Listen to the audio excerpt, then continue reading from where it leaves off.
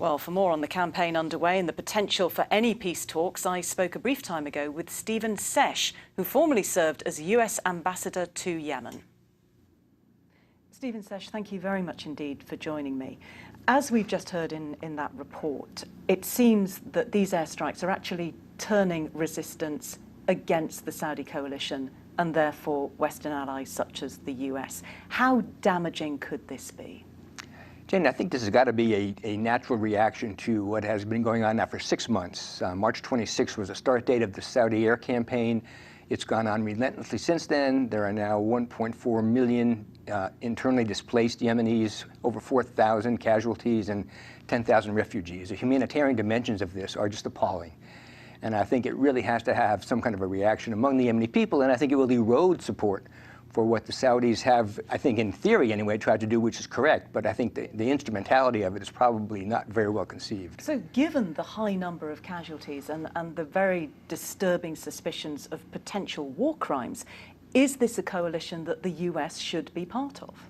I think the U.S. joined it at the beginning in March because they were afraid that if they were left out of it, they would have less influence on trying to direct the actions of the Saudi allies and the other Arab Gulf allies. So I think the U.S. government was in a bit of a pickle there. They saw themselves either being left at the station or getting on the train and trying to help the engineer move it towards the proper destination. And I'm not sure that they're able to influence this sufficiently. But can this conflict be won or resolved by force? Absolutely not. There's no way. And I think what we're seeing now is probably diminishing returns. I think the longer this goes on, I think the Saudis already concluded and their allies concluded the airstrikes alone are not going to be sufficient, which is why they've introduced ground forces now in some serious number. They say up to 10,000.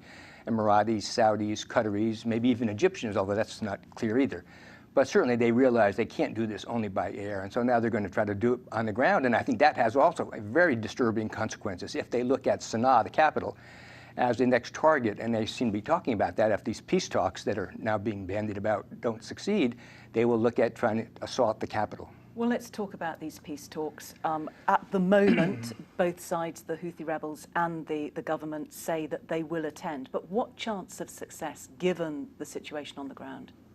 I think there's got to be a little bit of, well, more than a little bit, there's got to be some real commitment on the part of both parties to offer concessions, and in a serious way, and not just sit there and say, this is my precondition. One, for example, has to be that President Hadi, who is now insisting on compliance or a commitment to compliance with UN Resolution 2216, which says the Houthis have to vacate all the areas they've seized, is a precondition. I'm not sure the Houthis are going to agree to that going into the room. They may want to put that on the table once they all sit down and actually have a negotiation underway, but to make that a precondition for getting in the door, that may be asking a bit much.